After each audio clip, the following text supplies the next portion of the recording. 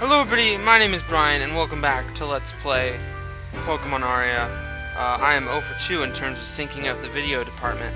So, let's talk about Melodia City and, pretty much the story up to this point, because this is when, in this episode, you'll see when, the story starts getting more, like, not involved, but, like, revealed more. First let's talk about the Pokemon Centers.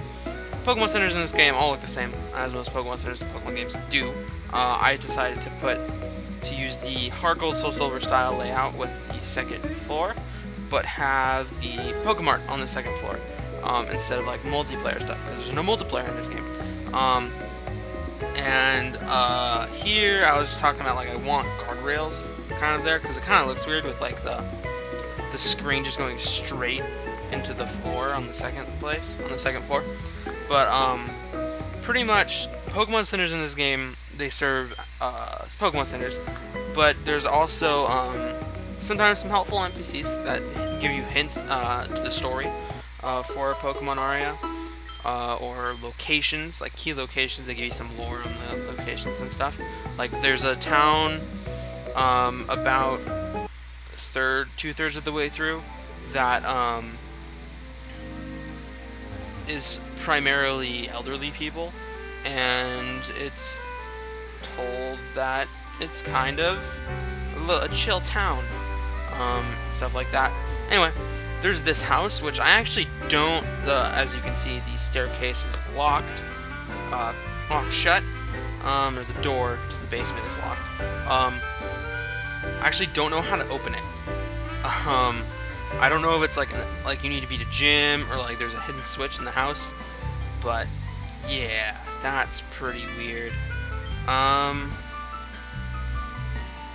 I think my issue with this is that XSplit might have a delay in terms of like recording. I don't know. I'm probably just gonna post-com the rest of the series or something like that, or like maybe not post-com, but like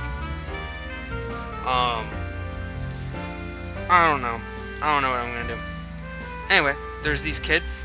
This kid has a typo. He says, well, you'll see. Because I talked to him twice, because I wasn't sure if that was a typo or not, or I'm just, like, dyslexic. It says tend. I think that's what it says, instead of end. That's right, because Charmander's the best Pokemon tend of story. But this kid doesn't have the typo, so obviously something messed up there. But yeah, there's a lot of little kids. I have a quota on little kids I need to have in each town. And, this one has, more than the quota. So this is, another example of a map that has areas you can come back to later and you get rewards. Then there's this guy, which is a breeder who can trade you, if you give him a Snover, he'll give you a Mudkip. And it's very, very good for the gym, because the gym is a rock-type gym. Yeah. And then there's, what else? There's this guy. Oh, there's the item. Which you always gotta have items. Then there's this, janitor guy. If I go talk to him. I was just messing around with movement perms to see if that was right. The janitor, he's blocking the entrance to the house until you get 2 badges, or frontier symbols.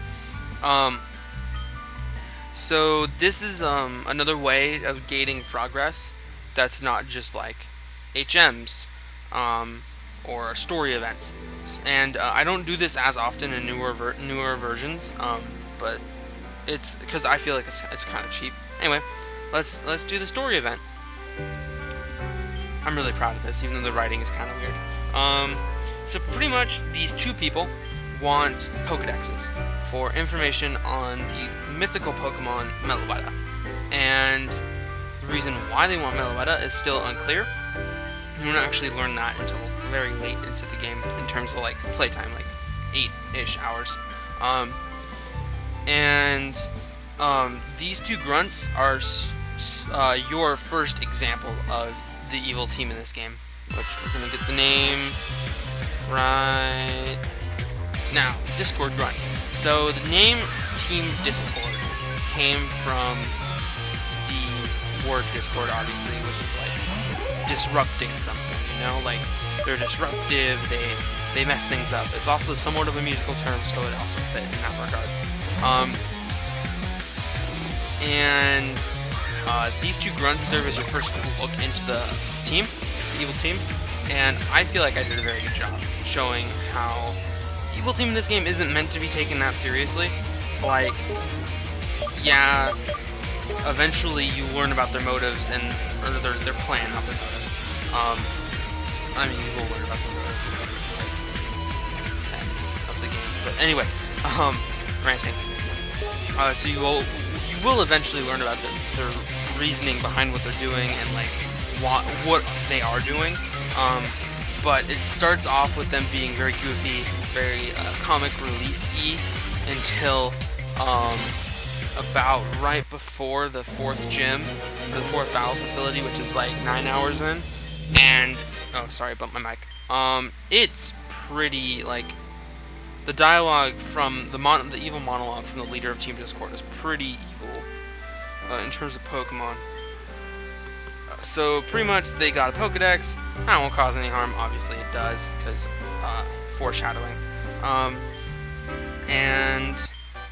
You see the National Dex, which I need to change to be the Lua Region Dex. Lua Region Pokedex, because it is renamed in the menu to be the Lua Dex instead of the National Dex.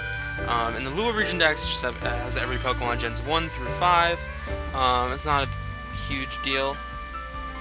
Now she's telling you about the battle facilities, and there's one in Northern, Southern, Eastern, Western, Central, and then there's 2 facilities that are hidden that you will learn their locations after you beat the 5th battle frontier. So it's a long list of things, but pretty much go challenge gyms across the region, be a Pokemon master.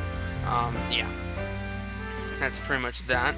Now I didn't talk to any of the NPCs in this Pokemon Center, but the NPCs hint at like how battle facilities are usually hidden. There's 2 that aren't hidden, and the rest of them are. So there's that. What else do I have to say? I guess I could talk a little bit more about Melodia. Melodia was the first publicly shown map from Pokemon Aria, and it was a little bit over a year ago was when I first showed it off. And originally, those grunts were supposed to be chased off into Route 2, and they were supposed to meet up with Meloetta. Like, you're supposed to see Meloetta there. But I wanted to hold the sighting of a legendary Pokemon until a little bit later, when there's a more dramatic event, or dramatic in terms of Pokemon. When there's a more dramatic event, so it can just like show up and like save you and the other person there, things like that. I have a few ideas that were put into the game that I'll go over when I get there. And this is the first one that popped into mind, because it was originally Route 2 was supposed to be something completely different than it is now. Right now it's just like a transition town with 1 trainer and some Pokemon that you can catch. So it's not that big of a deal, but it used to be a lot more important. Anyway, this is the first battle facility. And it is the Battle Summit. Pretty much the puzzles, the battle facilities, they range from actual puzzles to non-existent. So, there's actually only 1 facility with an actual puzzle. So, which is this one. So there are these 3 gems, and you need the gems to all match the same color, the correct color, to get a staircase to open up right there, so that you can progress through the gym.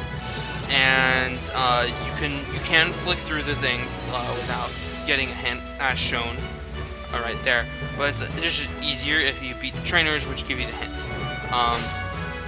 Yeah. Going to light blue you out of this earth. Ha ha ha. Yeah. Pretty much, that's the gym puzzle. So the first portion of the game actually was made for a Pokemon Jam, Pokemon Fan Game Jam, in July 2015. And originally I was going to make all of Pokemon Aria in a month. And obviously did not pan out that way due to how long and how many hours I put into making this game at this point. But I have created something I am very proud of, despite the numerous bugs I have encountered while developing the game, or people have encountered while playing the game as well.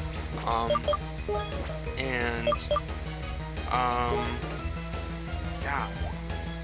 Pretty much, like, this gym is really easy since I have an Oshawott. I'm just going to water gun through the whole thing. I'm going to try my hardest to use more than one Pokemon. I'm really bad at this when testing.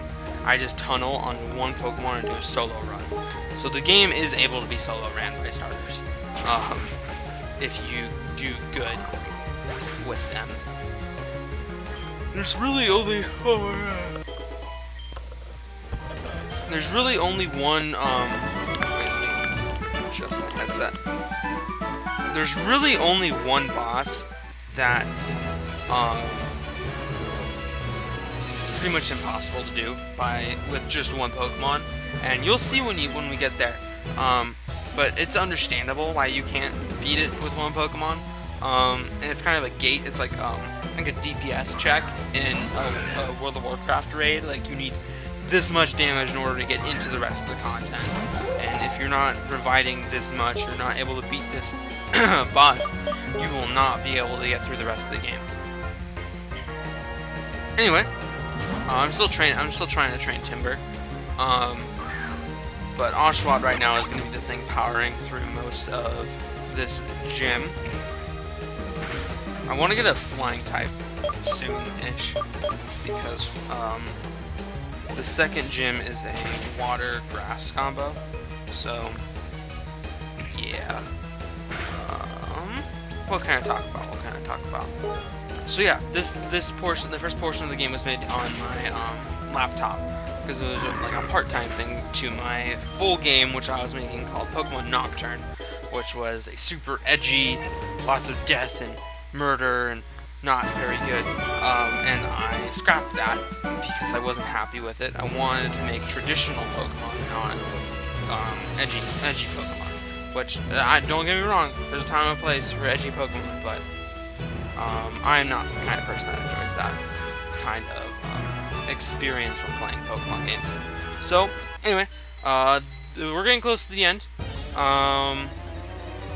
The second puzzle was go through the cycle once. So you start at white, you gotta go all the way through and end at white, for both of them. And yeah, pretty much.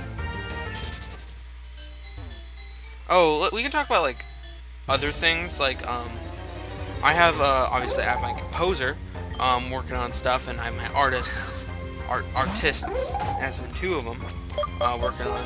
Well, one of them hasn't started working on it because we're waiting for overworld sprites from the other artist.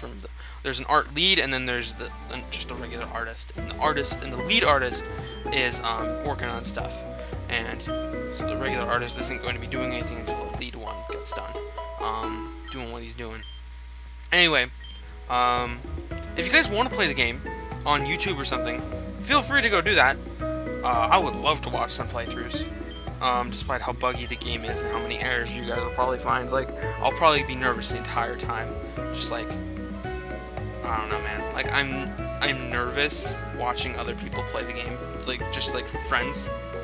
So having other human beings who have even like small followings on YouTube or no followings on YouTube play the game, it's kind of nerve-wracking, you know? Like, you don't know what they're going to say, you don't know if they're going to like the game, things like that. Like, people can be harsh, and being harsh is hurtful, even though you have to do it in order to be a critic and take feedback for the game. Anyway, episode is ending soon. Hopefully next time we'll be able to figure out how to open up that thing, the staircase. I'm just going to do post-com from now on, because it's just easier to do. Anyway, as always, I've been Brian, you guys have been my audience, and I'll see you guys in the next one, waiting for audio.